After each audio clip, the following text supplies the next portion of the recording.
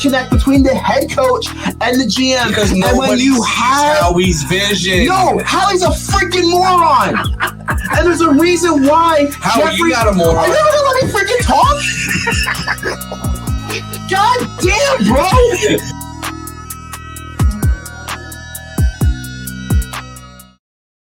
It's Friday, and you know what that means, everyone, all about the Birds Nation. It is another episode of Birds, Beers, and BS here on the All About the Birds Network. We are powered by Manscaped. Make sure to use that AAT Birds code for 20% off and free shipping at checkout. Again, AAT Birds for 20% off and free shipping at checkout at manscaped.com. Well, maybe a short show, light news week in regards to the Philadelphia Eagles. They did officially start OTAs. We'll dive into that a little bit. Some news we heard, some thoughts on that. But first, want to say happy birthday, Peenut. For everyone that does not know, it was Peenut's birthday. I'm not going to disclose his age, but let's just say I'm 30. He's an old man. So, Jesus Christ. Thank you. Happy birthday to Peenut. So make sure you follow, like, subscribe, leave a comment, leave us a review on the Apple Podcast as well as YouTube. It does a major help for us and for the AAT Birds brand. So make sure you are leaving a review, following, subscriing, and checking out all our AAT Birds content. So make sure you're doing that. Leave a comment, leave a happy birthday message for Peenut. Thank you. Or any comment about our program today. So again, we appreciate everyone for tuning in. Yeah. We'll dive a little bit right into it right away. Let's do it. Let's dive.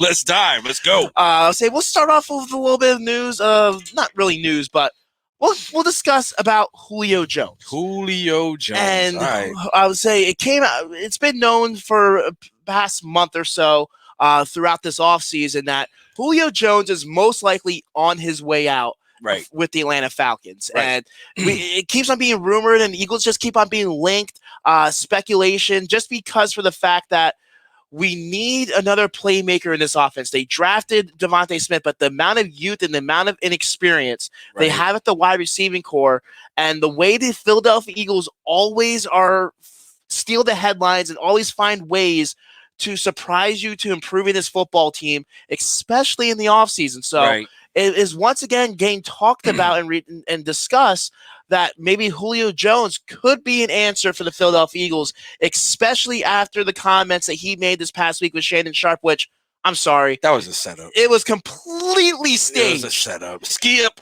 If you think that was legit and that was on the sporadic, it was absolutely not. No. I think for the fact that anytime you call someone and you're recording them, you have to tell them you're recording. Yeah. Obviously, Julio Jones assumed that he was on air or that he was live on that show. Yeah. But if you did not see the headlines, Shannon Sharpe gives Julio Jones a call, asks him if his time with the Atlanta Falcons is he going to be Atlanta Falcon? If not, would he want to go to the Dallas Cowboys? Right. And his response was absolutely freaking priceless. Yes. The fact that he comes out and says, "Hey, no," he assumes that his time is done with Atlanta, which everyone kind of expects that. It's just done. It's similar to here with Zach Ertz. It's a matter of when. Not if. But the fact that he comes out and then says, I want to play for a winner, I don't want to play for the Dallas Cowboys, I am applauding you, Julio Jones, and screw you, Jerry Jones. If you had any thought about trying to get Julio Jones on your roster for the Dallas Cowboys. So he doesn't need Julio Jones. Doesn't matter. He doesn't need. You know what? You could applaud and give him the finger all you want. Jerry Jones don't need Julio Jones. Hey, the Philadelphia Eagles can use Julio Jones. Jerry Jones, he doesn't care how many wide receivers he has. He wants money. He wants headlines. He wants the superstars. He wants to go out there. Superstars. You don't know that. We do know that. No, Amari Cooper is a superstar. Amari Cooper played well, but what happened 2 years ago against your Philadelphia Eagles? Yes, mine, not yours. Well, I mean, mine. I'm saying in general. Okay. Our Philadelphia Eagles, when the game mattered, go to the playoffs, and it was non-factor, non-existent. He checked himself out of the game and left his quarterback out to dry. Yeah, that ain't an elite wide receiver in this league. Okay. So yeah, Amari Cooper can put up numbers all he wants, but when it matters most, he comes up short. So does Julio Jones. In the red zone, Julio Jones ain't great, and not only that, he's an oft-injured wide receiver. He was injured one season. That season matters. That matters. Last year. That was last year. Exactly. Jeffrey, I swear to COVID. God, dude. Continue. You think you honestly think Jerry Jones was even looking at Julio? We don't know, but I doubt it. But everyone, it's America's team. Yeah. Everyone, anytime there's a playmaker available, everyone yeah. kind of assumes that they're going to be somewhat linked to the Dallas Cowboys, especially in this horrible division. Right. Jerry loves points. He loves offense. That's a known fact. Yeah. So if Julio Jones is on the market, but my question for you, Peenut, is if you're Howie Roseman and Jeffrey Lurie, right, do you make a play for Julio Jones? No, I don't. I want to see what these young guys got, man. I'm tired of like bringing in these vets. And if Julio Jones comes in, how much playing time does Rager get? Or, you know what I mean? How do we develop these wide receivers when we're giving the playing time to a guy like Julio Jones, especially in the twilight of his career? This guy's he's not no young 25, 26-year-old person. You know what I mean? I say stick with the young guys, see what we got. Julio Jones will be a step back, if you want my honest opinion. Yep. I wouldn't go that far. You don't think so? I wouldn't say it's a step back. It's a step back from our players developing. Absolutely. But let's be real. Okay, let's get real. How much of a factor do we believe in a lot of these wide receivers? Devontae Smith, he's going to get playing time. Right. Rager, right. He's going to be moving all around, but he'll be in slot. I'll say it was he did announce this past week when they had their OTAs when he was talking to the media that it seems like Sirianni is going to mainly use him as a slot receiver and utilize that speed and that burst to get him in open space. And granted, that doesn't mean he's going to be strictly a slot guy. Sirianni's going to find ways to move him around and utilize him well in this offense, as well as all these wide receivers. But after Devontae Smith, which is a rookie coming into the NFL, how much do you really know, or you have expectations, but does he pan out and live up to those expectations? We expected that from Rager last year, and he faulted out. He was mismanaged, man. He was mismanaged by a coaching staff that was not able to develop his talent. Look, Sirianni's he's gonna base the team around people's strengths. So we hope, according to him, that's what he does. You know what I'm saying? So bringing a guy like Julio Jones now, it just doesn't make sense. If you're trying to rebuild this team with youth and trying to go forward, bringing him now is like, all right, now we have to make the playoffs. We have to justify the signing of Julio Jones. And I'm for that. Why make the playoffs if we're not going to win a Super Bowl? That, to me, that's stupid. I agree that this team ain't a Super Bowl contending football team, but anything can happen in the playoffs. There have been stranger things that happen. We did not expect Nick Foles, after the way he faltered those last 3 games filling in for Carson Wentz, to lead us to a Super Bowl championship. Yeah, but that was just predestined. That was like that was lightning striking twice in one. Well, he had a stacked team around him. Yeah, and that's a whole different scenario than what we got going on right now. After Devontae Smith and even Rager, because Rager's still an unknown, what do we really have in the wide receiver position? That's what I'm trying to say. We don't know, and we won't know if we have Julio Jones. We have guys that could fill voids. We have guys like Ward. That listen. I'm not saying Ward is a superstar. Bum. He's not a bum, bro. He's a poor man, Jason Avant. He's a guy that can. Jason Avant was, if I can remember, was hands on. Everything got thrown to him. He caught. But he wasn't a superstar. He wasn't a burner. Right. Who else was on the same team as Jason Avant? Wide receiver. Like who was Deshaun Jackson, right? And Jeremy Maclin. So he filled that spot. Yeah. So and Deshaun Jackson was a deep threat, and Jeremy Maclin was a possession receiver. But once again, as a first-round pick, Jeremy Maclin, in my opinion, did not live up to the first-round hype. I agree. So 100%. I want to get better. I want no excuse for Jalen Hurts as quarterback. Right. So with that, you make a play for Julio Jones. The only reason why I don't go out and get Julio Jones is depending on the compensation. The price. I am not giving up any single one of our first-round picks for a 32-year-old receiver. Okay. No place in hell. No way in hell. What if Rager's package up in that pick? No. See, dude, look, man. Julio Jones makes you an immediate upgrade at wide receiver. I agree with you. I don't feel Julio Jones diminishes Rager's production. It's gonna diminish the progression of Hightower and Quez Watkins. But I feel Julio Jones has at least 2 or 3 more seasons in him at 32 years old. So within 2 or 3 seasons, are we going to win a Super Bowl? We might. Possibly. You think so? If Howie can turn the ship around, All right. I would say I kind of. If that's how you feel, then you get it. There's a lot of unknowns still. Yeah. I agree with you. Look, you don't know what you have in Jalen Hurts. If he balls out, you have a stud quarterback for him. Correct. Sirianni, you don't know what you have as a head coach. He's saying all the right things. His coaching staff is saying all the right things. Yep. But you still don't know what you have with your head coach. He can be another Rich Kotite. He can be another Andy Reid. Yeah. We won't know until he gets on that football field and coaches his football team and see how he manages this squad. I agree. I just don't want we continue to bitch and complain about this Eagles organization about playing scared over the last couple seasons. And granted, I understand. Wait, playing scared on the field, you mean? Or no.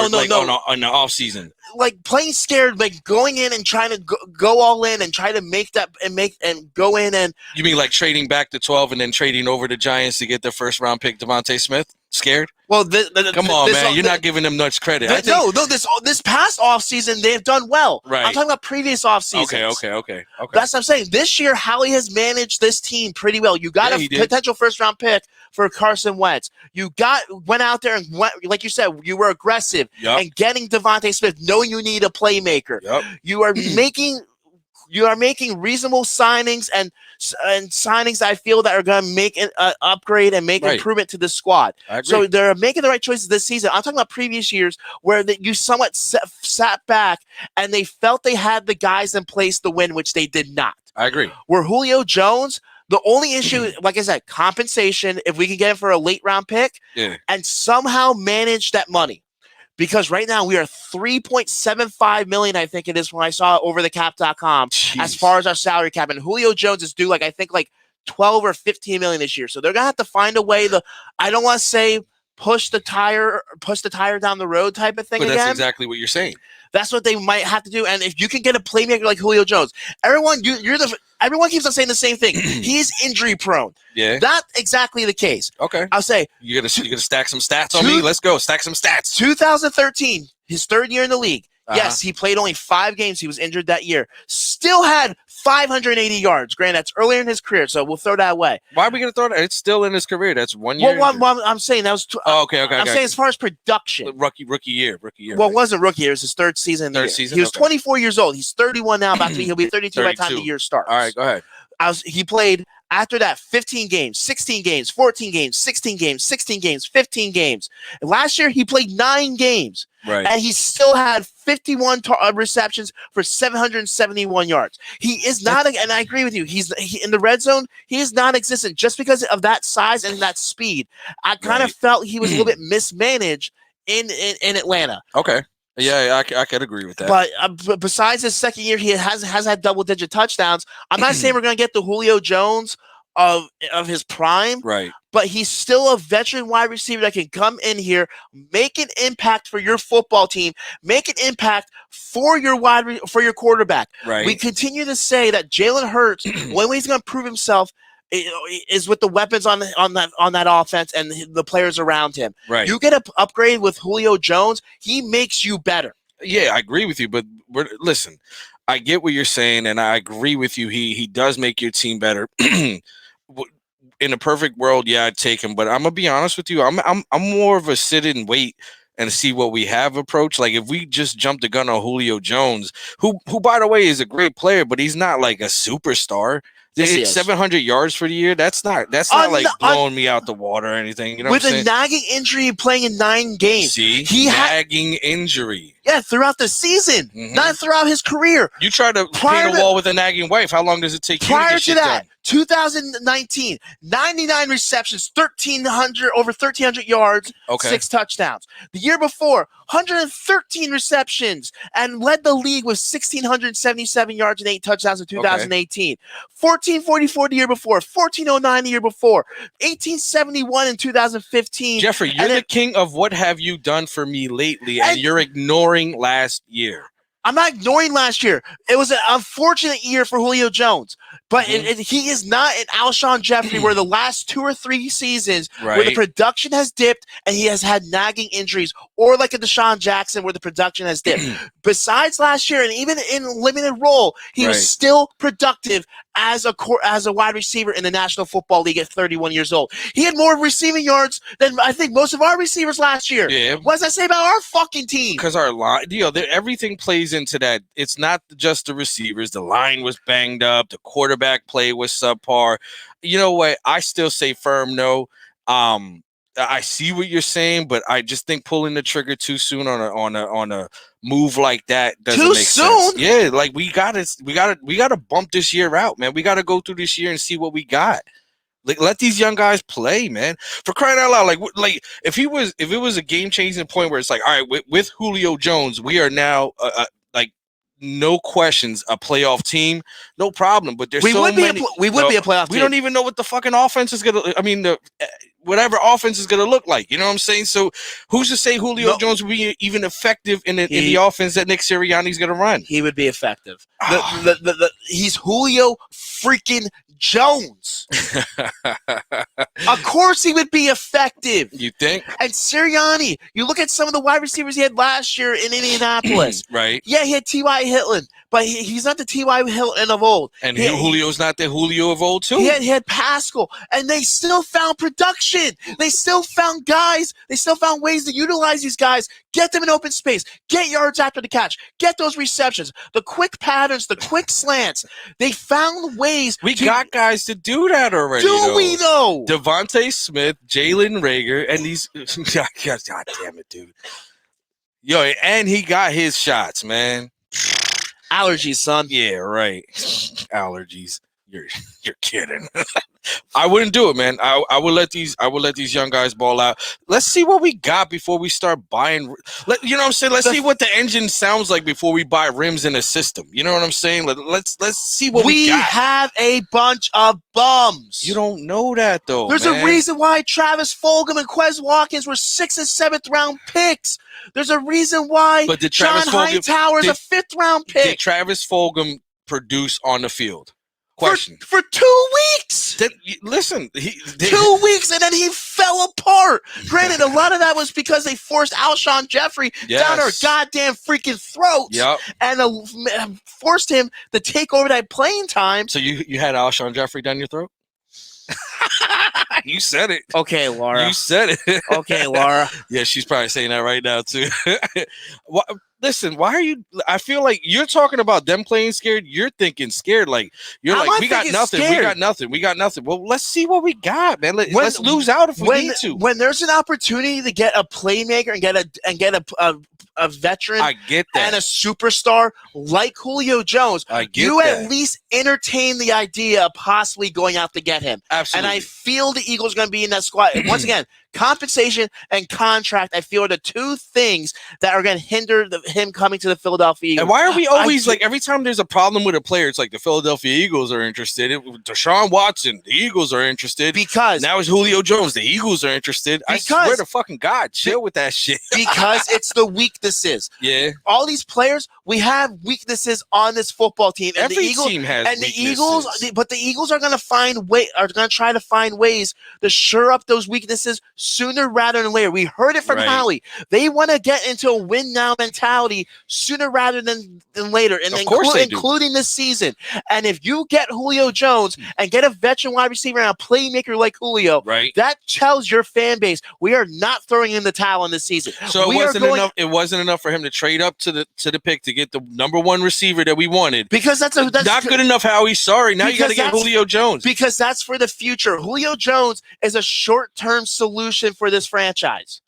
And I'm tired of short-term solutions, man. I'm done with that shit. But short-term solutions look at 2017. Here we go. Look at 2017. Because everything worked that year. They did that shit every year. Short-term solutions. We got get Chris Long. Got Jay Ajayi. They got Alshon Jeffrey. They filled holes with veterans that put them over the top to win the goddamn Super Bowl. Right. The ultimate goal for every franchise. That's not going to work every fucking time, Jeffrey. It's not. But ever since then, they did not do that. And they you know what went happened? with the players that they the problem was they were rewarding players for past performances on that team, and they felt, hey, you help us win the Super Bowl, we'll reward you now, and that's why they're in cap hell, and that's why they couldn't go out and make the play. You're the hardest person to satisfy. So you're like, look, in 2017 they went out, they got all these players. Look at all the moves they made, but those same moves that won you that Super Bowl are now putting you in the same position that you are in right now. We don't have young players. Our drafting sucks. Like. This is the best way to build a team is with a young core of players. Let's see what we got. Big difference, though. I'm not saying give Julio a big contract. I'm not saying you extend these veterans unless they show you they can play. They can ball out and play. Like Eric Wilson and Anthony Harris, two veterans they brought on this defense that I feel are going to be impact. Yeah, good picks for this team. Those are guys that if they pan out this year, you make them and give them a small extension. Absolutely. Especially with now that the NFL agreed with the NFLPA to raise the cap to over like $208 million. Right. The Eagles are still not out of the woods yet from what I've read and what I've seen. Right. Yeah, they should have about $25 million heading into 2022. Right. But that's middle of the pack at best. Right. And I think second in our division, Washington's still going to have like 30 or 40 million. I think the Indianapolis Colts with Carson Wentz now is going to have $80 million entering 2022. So we'll have money to play with, but we're not going to be the biggest spenders out on the open market if we're going to have to compete with players at least for money. Right. If they want to come here to a winning organization, to an organization that has been built and they have confidence in Nick Sirianni and his franchise, then you might be able to attract a couple free agents. But if a lot of these free agents are only out here for money, you're not going to be the biggest biggest dog in the fight unless for some reason they can move on from some of these contracts after this year, like Fletcher Cox. Yeah. So you're saying this. You're saying there's a possibility he can come here. He said he wants to go to a winning team, which we are not. We are not. We're not a winning team. We can't afford him. He's not going to take a fucking pay cut to play for the Eagles. Let's face it. That ain't happening. Yeah. So right there, we're out of. Why are we even like? You know what I mean? Why are the Eagles in the conversation with Julio Jones when we automatically are out by default? But let's be real. The only way he gets to choose where he gets to go, unless the Falcons are friendly to him and say, "Hey, well, you've done good for us over the years. Right? We'll try to send you somewhere where you want to go." Right? He doesn't have a goddamn choice. True. And he's still under contract. You're right. Yeah, and the Eagles are one of the more as far as organizations, they're one of the they are one of the teams that are more active when it comes to making trades, especially in the offseason. If you can somehow get Julio Jones for at the highest I would go is a second round pick, just because the fact you have three. I wouldn't do second. You have 3 first round, but if you get if you can trade a third round pick, I would do third round. Maybe similar. Give him Ertz. That's the thing, though. Everyone wants to keep on throwing Ertz in there. It's not happening. No, just take Ertz. Atlanta, I'm willing to trade him doesn't need him. Europe. Yo, dude, what? You're gonna watch someone turn into a zombie live here, yo. Probably. Check it out. I know. Atlanta does not need a tight end. No, they don't. Everyone wants to throw out these freaking fantasy trade offers, thinking that Atlanta's gonna freaking want Zach Ertz, a guy. Fantasy trade offers like Julio Jones coming to the Eagles. That's a big difference. I know what you're saying, but that's how stupid it sounds to me. It sounds the same way backwards. Stop breaking my chair, dude. Breaking your chair? What are you talking about? You keep on freaking strutting it forward. You're going to take it off the freaking I'm not even going to go there because last time I said something, you got upset over that shit. So I'm going to keep my mouth shut and drink some Heine. Get schwasted. Get swifty. But look, I don't see it happen. It's a pipe dream right now. But if you're the Philadelphia Eagles, you need to somewhat try to entertain the offer and try to at least inquire with the Atlanta Falcons about Julio Jones. So, no, they're going to have to wait till after next week because of the fact. The June 1st, because I believe Atlanta also, if they get rid of him before June 1st, are on the hook for some money as well. So they would have to pay. They have to wait till after June 1st. Same with the Eagles in regards to Marlon Jackson. Malik Jackson, right, and Alshon Jeffrey, and then you still have the uncertainty with Zach Ertz with that money as well. Yeah, he's gonna get. They're just gonna cut him. He has no trade. I don't think they're gonna cut him. You don't think so? They think they're gonna force him to play? If they do not get any type of value for Zach Ertz, right, I feel he's gonna stick with his team because why else would you get rid of him just to get rid of him? True. Yeah, that's a good point. Yeah, who's our other tight ends at this point? Goddard. Well, besides Goddard, I think they re-signed Perkins. It was Perkins or Rodgers. I can't remember which one, but yeah, we're very thin at the tight end position. But the only way you bring back Zach Ertz is if he knows his role with his team. Like I brought up plenty of times before, we need to know what we have with Dallas Goedert, especially now he's on the final year of his rookie contract. After this season, you need to know if he is in your plans for the future. Well, no, he doesn't get a fifth. He doesn't because he was what? Fifth is only for first round selections. I thought, you know what? I forgot he was in the first round. Yeah. I wouldn't be surprised seeing, and I would. You know what? I'm gonna be honest with you. Having Ertz on this team next year wouldn't hurt either, man. We need some kind of leadership, more playmakers around Jalen Hurts. If he can get his mind under wraps and go out there and focus and play football, stop crying like a bitch. Yeah. So if he can do that, I'm okay bringing him back. If he's gonna be a diva and be a distraction, then okay, move on from him. But I feel the Eagles organization and Howie, they're standing pat on this. Yeah, we kept on. It's a contract for a reason. We kept on hearing from everyone. This is the week that gets done. This is the week that gets done. This is the day it's gonna get done. It's gonna happen during the draft. It's gonna happen here. It's gonna happen then. Yeah. Newsflash: none of it freaking happened. Nope. And we're still sitting here today at the end of May before Memorial Day weekend. Yep. With Zach Ertz on our roster. So June. He hasn't showed up to OTAs or anything. He's not gonna show up to that shit. Yeah. So he's sending a statement. The Eagles are sending a statement. It's either play for me or retire, or retire, or find a way to get compensation. They gave Ertz and his agent permission to try to seek a trade, and obviously they've been doing this since I think the end of last season or the end of the year. Yeah, they didn't find anything. They can't find anything. Granted, I feel the Eagles' price tag is way too high. Why not? What do you mean, why not? We don't have to get rid of him. So why would we settle for something shitty and something that does? Listen. Because Zach Ertz, if you really want to get rid of him, he has really hardly any trade value. Right. He's a 30 plus year old tight end on the decline. So on a season where he had statistically his worst season as a pro, and a guy that checked out. Teams know that. There's tape of that. Teams realize and know what happened last season with Zach Ertz, and they're not going to invest high compensation for Zach Ertz services because he's a crybaby. If he's gonna act like that. Yeah, you little pussy. No, I'm joking, Zach Ertz. Pretty fucking much. But as we transition here a little bit here on Birds, Beers, and BS, your typical co-host. Sorry, I forgot to introduce us. Yeah, what the I'll fuck? say Peanut, myself, Eagle Jeff. And that's Party Doll Dave. Party Doll Dave. You can follow me on Twitter at Jeff Warner NFL. You can also follow Peanut, even though I don't even think he fucking even tweets. Fuck that shit. At Party Doll Dave 1. Hey, all our listeners. Yo, follow us, though. Follow us. If I get more than 10 followers, I'll start tweeting shit all day long, man. Well, you have to tweet shit to get followers. People are just not going to follow you to follow you. Yeah, why not? They need to know. They need to know that you're an interesting character on Twitter. People eat up that shit. Start tweeting stuff out. It gets retweeted. I will gain more followers. I'm gonna start tweeting out the pre-shows where Jeffrey's sitting here farting nonstop. Oh, I was ripping ass. Hell yeah, that shit is gross. We had to stop before the show even started because I literally almost threw up. Sorry. Yeah, man, that happened. I'm having stomach problems.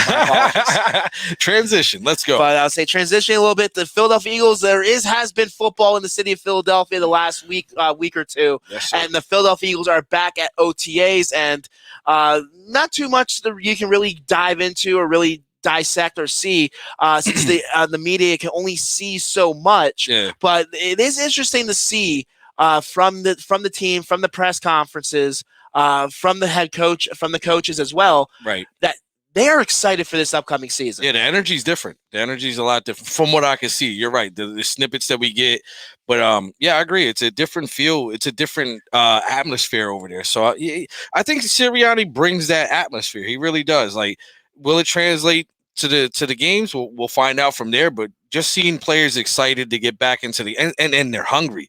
The difference between these young guys and these old veterans, these young guys got a lot to prove, man. These guys will show up. These guys are going to show up every game. And then you can see that the people that they have in the quality positions like wide receiver, quarterback, running back, these guys are all young and they got something to prove. They got a big fucking chip on their shoulder, and I like it. I like it. I haven't seen, like when Carson Wentz was anointed quarterback, he never had that chip on his shoulder. He never had that grit. He never had that fight. He just thought he was that guy. Like, you know what I'm saying? So to see guys like Hurts talking about paying rent, or Miles Sanders saying there's no days off. Man, it's exciting to see this. That's why I want to see what these guys can do. The energy level they're bringing, the heart they're bringing, and the motherfucking fight, man. Finally, these guys are fucking fighting for their jobs, man, and that's a good fucking feeling.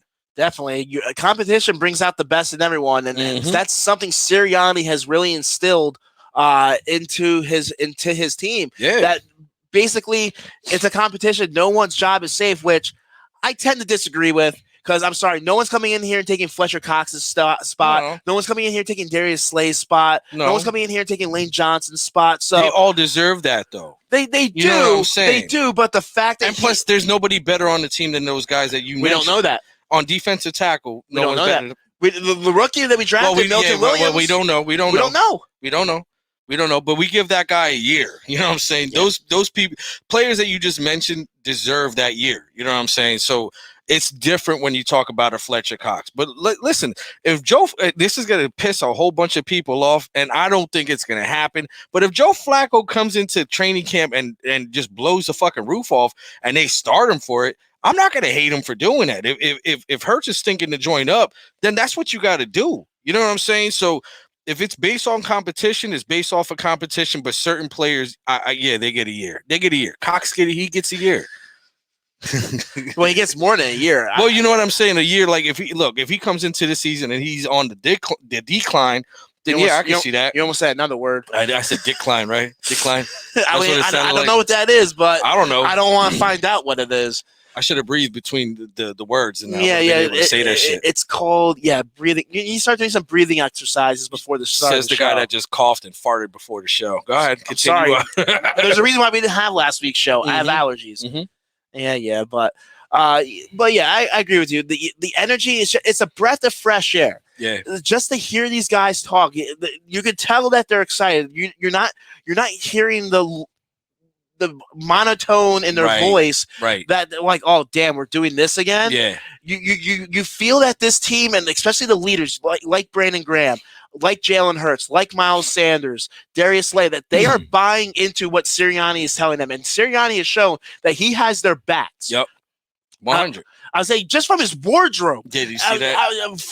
First week, he wears freaking Brandon Graham, his clothing line. This week, he wears a Jason Kelsey shirt from the parade saying, "No one likes us, we don't care." Yeah. So he obviously has his team's back. He's trying to fire him up, man. He's trying to listen, he's doing all right so far. So far, so good, man. But and just his football mind, he could be the worst head coach performing or as far as performance, but this dude knows his football. Yeah, he does. And the way he comes across, he's a very knowledgeable coach, and I understand he got a lot of slack, including from myself, about his performance and about his the way he, how do I say this, how he publicly spoke, and how he resembled himself and the organization as the head coach by his public speaking, because I'm sorry, it was a freaking train wreck. Yeah. But this dude is excited about football. He's passionate about this game, and that is something I want from my head coach. Yeah. That is something I want teaching these guys, and the knowledge that he brings to the game. He's had success as a quarterback coach. Right. He's had success as a wide receiver coach.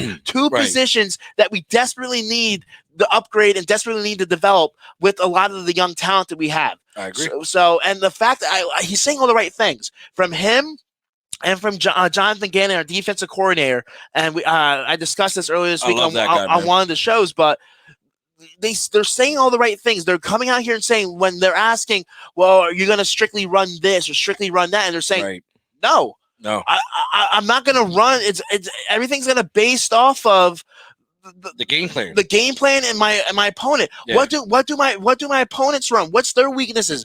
Who can I exploit? What can I do to expose those weaknesses on the offensive side and the defense side of football? And that is something that we have lacked so much here the last couple of seasons with our stale offensive game plan and our stale freaking sticks defense with Jim Schwartz. They did not know how to what's the word I'm looking for? On the fly, how they to adjust. Yeah, they know how to adjust on the fly. Right. Where I feel Sirianni, give him some time, and ultimately it's going to come down to player execution. He can have the greatest game plan in the freaking world, but if you don't have the players to go out there and execute, you're not going to be able to. You're only, and if it didn't work in the first half, you got to change that shit in the second half. Exactly. Period. And I feel Sirianni, he continues to say and continues to go out there and say, I'm not going to strictly game or have a specific offense. Right. I'm going to go out there and use I'm not game or how you say. I'm going to use my weapons to the best that I can, basically. Well, that and I forget how exactly he worded it, but basically he's not going to game plan for. He's not going to have an offense for his players. He's going to have his players. He's basically going to not focus on. He's not going to make sure his team adjusts to his game plan. Right. He's going to game plan for his players' strengths, and that's the way it should. Sorry, be. It took me a while to get that fucking. I was like 10 fucking minutes. This was supposed to be a short show, but we're right on schedule, so let's keep it going. No, I agree with you, man. Like I like the enthusiasm. I like. Now, listen, here's the thing. It's the off season. So all this shit sound great. It's almost like when you hear someone is like, I'm going to get you this. I'm going to do this. It's like, yeah, I like that. I like that. But we don't know what the fuck's going to happen yet. So far, so good. The energy level is great. The competition level is great. The players in place, honestly, I feel comfortable with this year. Like, I don't really expect this team to, like, blow it out the water. I just want this team to fight. And honestly, if they're willing to go to OTAs, go to these practices, spend time off the field throwing the ball. Like that's what I want to see. I want to see this team gel. I want to see this team. You want that chemistry? Listen, they're young, and this is the time. Like it's make or break at this time. This year, I'm not expecting. All I want is a fight. If they can put up a fight, I'm cool with a losing record. I'm cool with this rebuild. That's why I'm telling you, these young guys, they're hungry. Let them fucking eat it out. Let them eat it out. Eat it out. Fight. Fuck that up. Anyways, I want to see these young guys really fight it out, eat it out. I don't want to know what I don't want to know what you and Laura do. So let's stay off that topic. But I eat pussy. You can ask her. Yeah, TMI. I will find a way to edit that out somehow. Sorry. You better keep that shit in. I want everything. I was saying your in-law watches this. She knows what happens in the bedroom. What's up? TMI. No, don't edit that shit out, though. But and that's the thing. Look, these are voluntary OTAs, and the fact it just shows how much this team and these players, they want to win, and they want to get out there and get back on the winning track. Not just for them, but the city of Philadelphia and this fan base. I agree. You have leaders like Brandon Graham and Darius Slay, Miles Sanders, and Jason Kelsey, all these guys coming to practice when they don't have to, right? And try to get a leg up on the competition. And Kelsey's a veteran, you know what I'm old saying? Veteran. If he didn't show up to OTAs, nobody would give him any shit for it, and he still fucking shows up. Well, sorry, I'm pretty sure people would give him shit. I don't think we would give him shit. I think the fan base would a little bit, just for the reason that I brought up, that this is a new head coach, a young football team, new system, and new offense and new defense. So there's a lot of changing parts that I kind of feel that they know as veterans and know what it takes, the transition, because some of these guys were here for the transition from Andy Reid to Chip Kelly and Chip Kelly to Doug Peterson. So some of these guys have been here before. When it comes to the changing the guard, changing the head coach. True. But there's there really wasn't much else that you got out of OTAs. Of course, everyone's focus and eyes were on Devontae Smith. From what I read, he is as small as people say he is, but he still plays at a big level, at least from the drills that they ran. And the big thing is entering at least into mini camps is that offensive line and who's starting at left tackle right now. And right now, Andre Dillard, the former first-round pick, a guy that got hurt and was lost for the season, he is right now not your going into practice as the starting left tackle. They do have Jordan. They have Jordan Mailata in there, but the thing is, everyone kind of is hoping because once again, you have a former first-round pick that is not getting on the field and is losing out to a guy that you drafted in the 7th round. So the better player. You do. But I kind of feel it's still an early off season. We're only in May. We haven't got the full on blown mini camps. We haven't got the full on blown practices. They haven't even put pads on yet. Yeah, we haven't got the training camp. But it's just interesting to see that Sirianni, basing off of last year, which Mailata, He deserves to go at least into training camp as the number one. As the number one until Dillard proves us otherwise. Listen, just because he was drafted in the first round don't mean he automatically gets to start. It doesn't mean he automatically gets to start, but there's higher expectation because you want him to work out in your favor. We want him to work out in our favor. The organization wants him to work out. Well, what I'm saying is Mailata deserves to be the number one going. At least at this point, he deserves to be in that number one. And now, look, fight for it, Dillard. You want that shit? Go get that shit. Because Mailata proved that he was able to handle that load. And this guy didn't even fucking play football like that. Rugby, baby. You know what I'm saying? So don't cry about that shit. Either ask for a trade or fight for your fucking job. Period. They're not trading him. I love how everyone is coming out here and say, oh, they're going to trade Dillard, or if he loses his job, trade him. Shouldn't. The thing is, we bitched about last season about the depth along the offensive line with the amount of injuries we had on the offensive line. Yeah. You are not trading. Granted, he might not have been worthy of a first round pick, but he's still a depth piece for your offense and for your offensive line. If for some reason Mailata doesn't pan out or gets hurt, right? And they did sign last week or a week before, I can't remember when, but they did sign an offensive lineman, a guy that's a little bit of a swing guy, brings a lot of versatility. Craven, I think his name was. I've seen it, yeah. So they definitely are trying to build through the trenches and have that depth along the offensive and defensive line. So they're not moving on from Andre Dillard. He has 2 years left on his rookie deal. Yep. If something happens, you have him as that insurance policy. How about Brandon Brooks, man? Yeah, Brandon Brooks came out. He's beast mode right now, man. He said he looks like he's fully recovered, and that he should be ready for the start of training camp and hopefully week one. I don't feel they're going to rush him back into it, but it's a very encouraging that finally this Eagles team, that they finally have their offensive line in place. Yeah, you have a lot of question marks. Yes, at the left tackle position, but Mailata, he played well down the stretch of last season. Some people want to criticize him, but some people seem to forget how well he played down the last 5, 6, 7 games of the year. I think he only had 4 total penalties throughout the entire season. Yeah. He graded out as one of the top tackles, I think top 15 in the league, which is decent for a guy that was thrown into it, that was a 7th round pick and really learn from the best, though. Yeah, we got to learn from JP. From the best. Yeah, JP hooked him up, man. They got Sayamalu, which, granted, Sayamalu ain't nothing special, but he's still serviceable. You got the future Pro Bowl or a future Hall of Famer with Jason Kelsey. Yes, sir. You get Brandon Brooks back, and then, of course, Lane Johnson. Yeah, he's 31, but he's still a very solid right tackle. So something last season that we felt was a main weakness on our football team is now possibly can be turned into one of our strengths. Yeah. And they can be, if they can stay healthy and gel. And that's the one thing that fans do not realize when they criticize how badly we played last season. We had, I think, I forget how many different combinations we had last year. It was quite a bit. Yeah. It's like 37 or something like that. Yeah, as far as players coming in to fill in for the offensive line. We were so banged up along the offensive line, it completely affected the rest of the play. If you're not winning the battle in the trenches, you're not winning up front. Right. You're not going to win football games.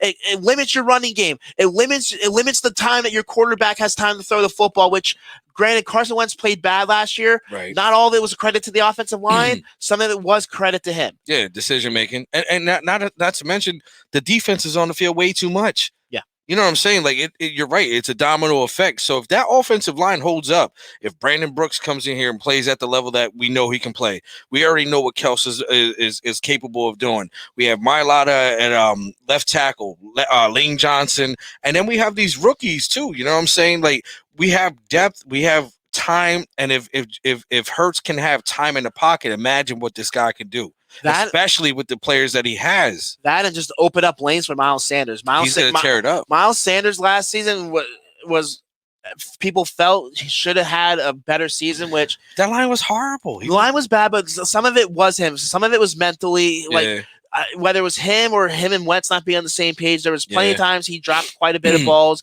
or he didn't have the vision or misjudged things. So Miles Sanders, he wasn't fully mentally there, in my opinion. I feel plus it was a losing season. Yeah.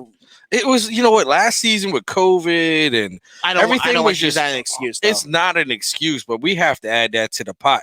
It's like the Powerpuff Girls, a little spice and or what was it, Chemical X? That Chemical X was COVID. Everything on top of the injuries, the play calling, and let's face it, man. Sorry, guys. Let's face it. The Peterson was stale. People knew what he was doing. The guy wouldn't change philosophies. He just kept doing the same thing. I could see why that offense plateaued and it got to the point. And honestly, a lot of it had to do with decision making at the quarterback position. Carson Wentz made a lot of mistakes. Carson Wentz held on to the ball too long, which made blockers have to block way too long. Maybe that's why those guys got injured. You know, we don't know. Well, speculating. Injuries are just part of the game. True, and it's only May, so we don't know what the fuck's gonna happen. Yeah, a lot can happen. It's like we said, it's slow news time. So there's nothing going on. And as far as OTAs, they're not lining up in 11-on-11 drills. They're not in pads. They're not tackling. So this is just strictly drills, stretching, passing the ball around. Flag fucking football, essentially. But pretty much, it's good. It's good to get football back. Yes. And when OTAs hit, it means football is only a short couple months around the corner. And to hear the breath of fresh air from this locker room, from the head coaches, and from this organization, it just gets you excited for this season. Agreed. And I kind of feel with the lack of expectations, it makes the season more fun. It does. And like as an Eagles fan, you're not stressing out. You're not going to be like, okay, make or break. This is a make or break here. They have to do this. They have to win the Super Bowl. They have to go out there and win. It sure has that feel 2017 because after 2016, Carson Wentz in Doug's first year, moving to year 2, you kind of this is probably a playoff team. They make a little bit of a run maybe and move into that year 3. Right now we're something similar to that. I agree.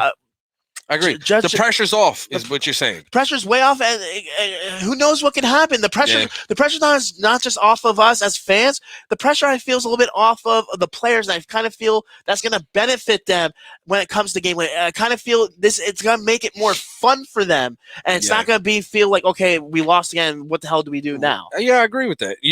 We're in the process of building at this point. So what you want to see is the tangibles. What you want to see is the fundamentals. What you want to see is, hey, when he drops back, how long is he taking to get rid of the ball? Did that receiver fight for that ball? Or you know what I'm saying? Like you want progression, development, and I'm not saying these guys don't want to win because look, a lot of these guys are at the tail end of their career. You have Brandon Graham, you have Jason Kelsey, you have Fletcher Cox, who after the season you don't know their status here on this team or in the league in general. Right. So this is their last hurrah in some of these players' eyes that they feel this is their last opportunity to go out there and try to prove something, go out there and win. They don't want that sour taste in their mouth from last season anymore. They at least if we lose, but if they're competitive and not getting blown out or not losing in a horrible fashion, I kind of feel that these guys, I can hold my head held high for that season, but they don't want to go after. They were a laughing stock last year on a local level and a national level, especially that Week 17 game where we basically threw in the towel. We were a constant distraction.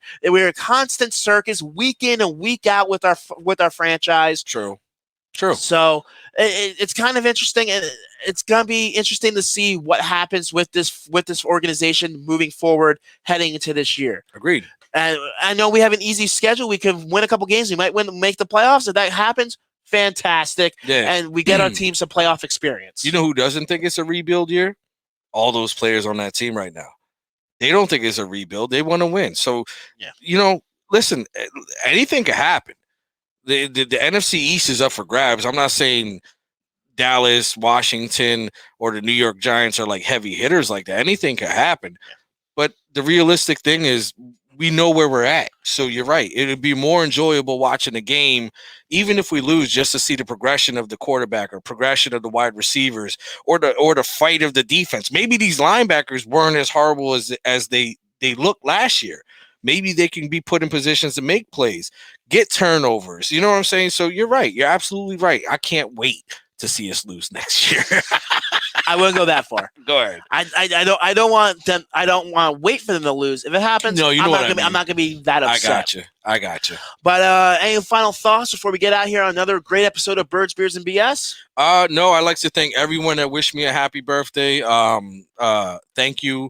God bless you guys. It means a lot to have people in your circle or family members and friends that remember that day. It's a little tough for me now because it's not like my 21st birthday. So it's one of those days where everyone's like, hey, happy birthday. And it's like, yay, thank you for reminding me I'm one day closer to death, but I appreciate it.